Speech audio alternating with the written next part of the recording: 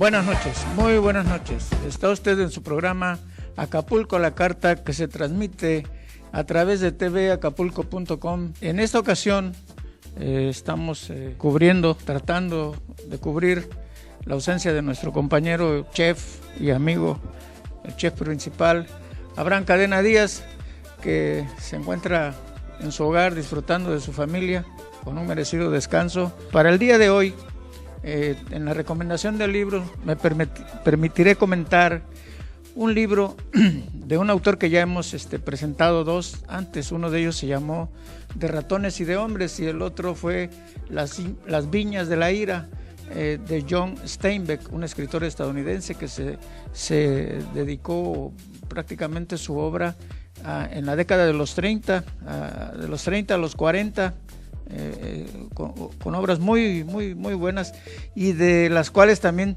se han hecho magníficas películas. La de hoy se llama La Perla.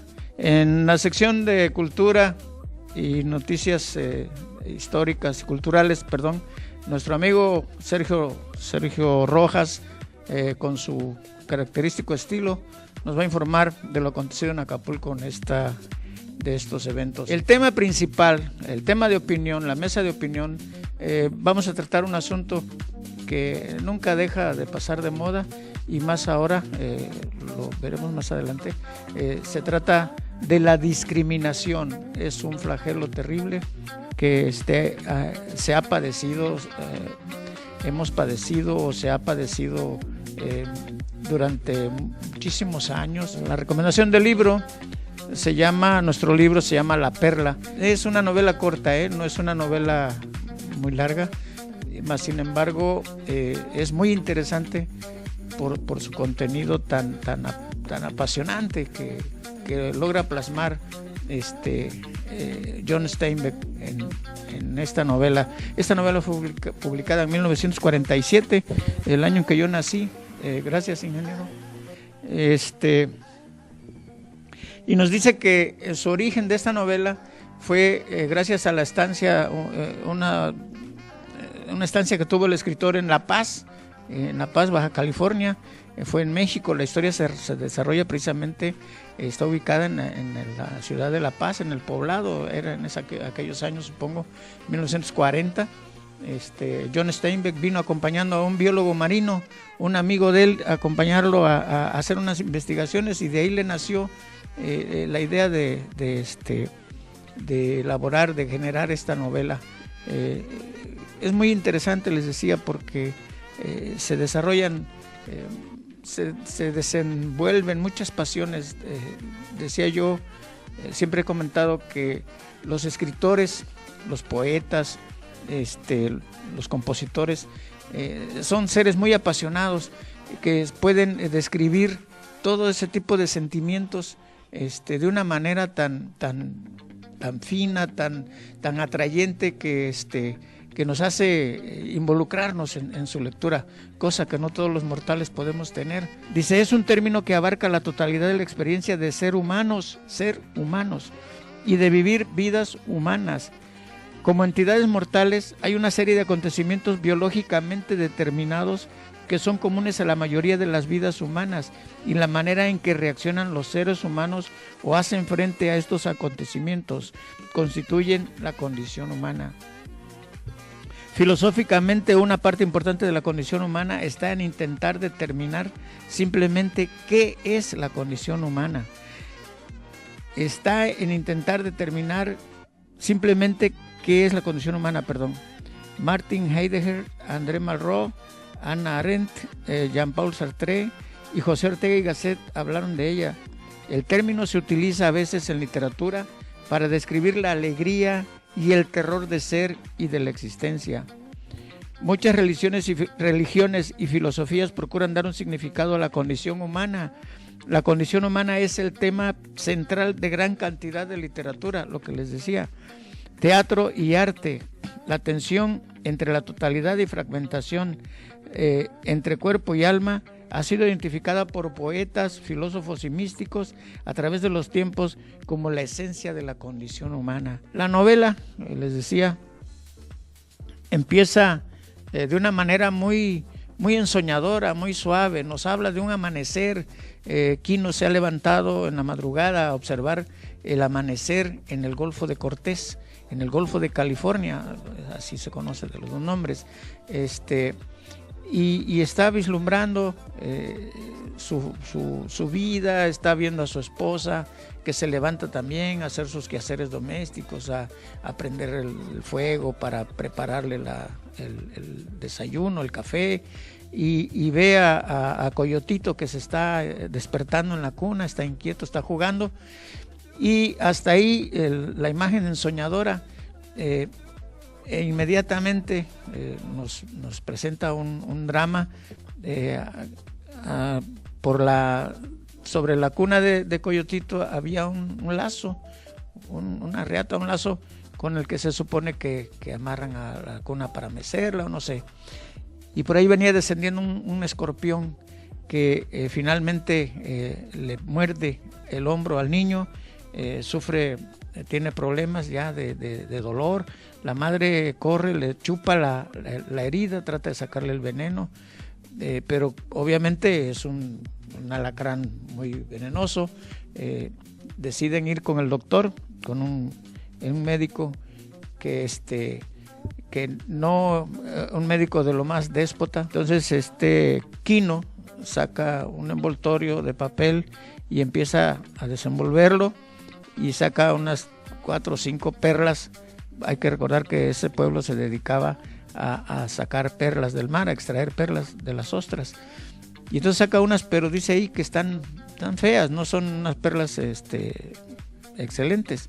Entonces el mismo criado, al ver la calidad de esas perlas, decide, ya les dice, pues el doctor no está. O sea, obviamente no les dio ningún valor a esas perlas, y el mismo criado decide negarles la presencia, la visita del doctor, más bien la atención del doctor. Toca escuchar ahora las noticias históricas y culturales de Acapulco con nuestro amigo Sergio Rojas.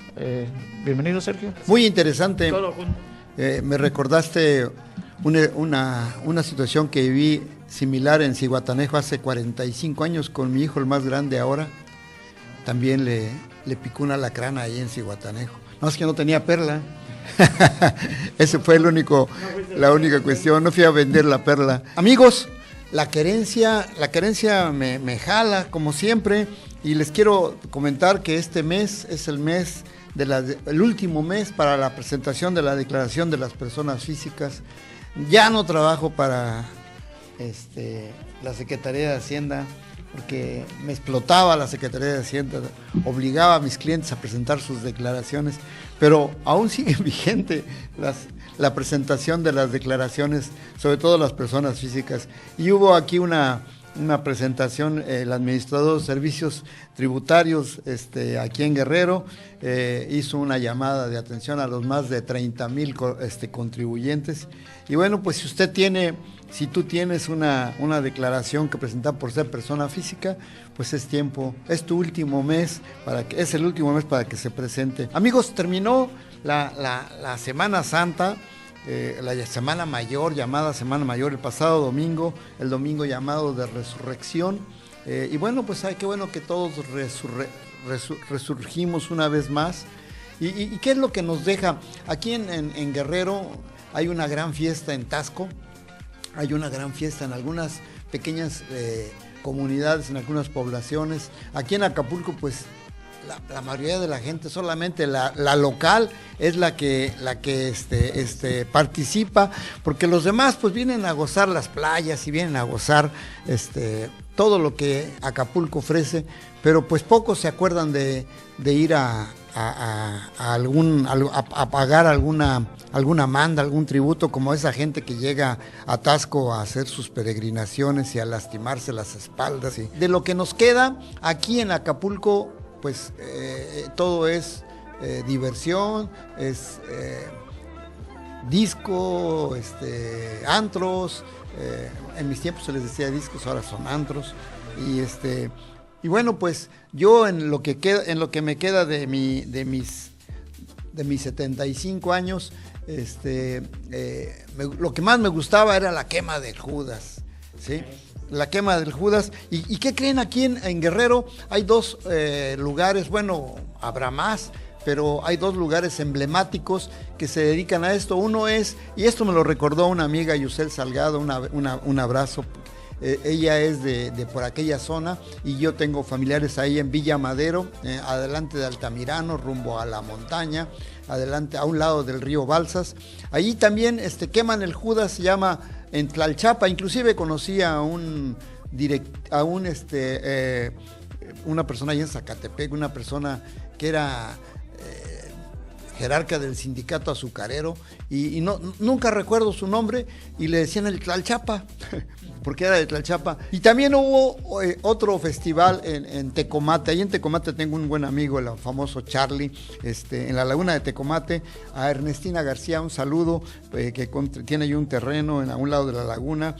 Y posiblemente ellos hayan estado allí el pasado sábado de Gloria. Allí se hace un evento sabroso, un evento gastronómico, se llama el Festival del Caldo. El Festival del Caldo, ahora es en el otro lado, en la Costa Chica, en Tecomate Pesquería, es en el municipio de San Marcos. Además de difundir el platillo característico de la región, que generalmente son caldos de mariscos, caldos de jaiba, caldos de camarón, caldos de pescado. Hasta se me hace agua la boca. Con el apoyo del gobierno estatal y de algunas actuaciones de grupos musicales, se hace todo un evento ahí, se corona a una reina de la belleza y turistas nacionales y turistas locales de la Costa Chica disfrutan del rico sazón de los diferentes caldos, en su mayoría de mariscos. El año pasado participaron 30 restaurantes y este año fueron 37, misma cantidad de caldos que se presentaron y que los asistentes degustaron. Este Festival del Caldo, en esta región, es un platillo característico de la misma, ¿no? Sabroso encuentro gastronómico allí en la Costa Chica. Recordamos que el día de ayer, 4 de abril también, se cumplieron 50 años del asesinato, de la muerte del doctor Martin Luther King, uno de los más grandes luchadores contra la discriminación racial. Alguna vez hemos comentado que una de las mayores vergüenzas de la humanidad es precisamente la práctica de este deleznable flagelo, que a pesar de un supuesto avance civilizatorio, no ha sido posible erradicarlo. Es triste y doloroso que todavía existan sociedades en las que continúa arraigado este aberrante prejuicio que tanto daño hace y lastima a los más vulnerables. La discriminación, de acuerdo con las raíces latinas, discriminatio onis, es toda aquella acción u omisión realizada por personas, grupos o instituciones que produce y reproduce desigualdades en el acceso a recursos y oportunidades, como la salud, la alimentación, la educación o el empleo. No solamente se trata del color de la piel, en favor o en contra de un grupo social y sus miembros. La discriminación es el acto de separar o formar grupos de personas a partir de un criterio o criterios determinados. Normalmente, la discriminación se utiliza para referirse a la violación de la igualdad de derechos por cuestión social, racial, religiosa, orientación sexual o por razón de género. En filosofía moral se ha definido la discriminación como un trato o consideración desventajosa. Esta definición es comparativa. Una persona no tiene que ser dañada por ser discriminada, simplemente tiene que ser tratada peor que otros por razones arbitrarias. Los afectados en la mayoría de los casos son los individuos pertenecientes a las denominadas minorías. Estas minorías son pequeños grupos dentro de una sociedad. Hay casos en que estos grupos no son pequeños, pero aún así son rechazados. El psicólogo estadounidense Gordon Allport creó una escala que mide la manifestación del prejuicio en una sociedad y contiene 5 pasos. El primero de ellos, antilocución o antagonismo verbal. Este paso se hace vigente cuando un endogrupo demuestra libremente una imagen negativa de un exogrupo. El discurso de odio se incluye en esta etapa, aunque el antagonismo verbal puede no ser perjudicial, pero puede preparar el escenario para desenlaces más severos. Evitación. Ocurre cuando los miembros de un endogrupo evitan activamente a los miembros de un exogrupo. No pretende ocasionar un daño directo, pero sí puede ocasionar un daño psicológico a través de la exclusión social. Discriminación, ahí está incluida. Los prejuicios o actitudes se convierten en acciones.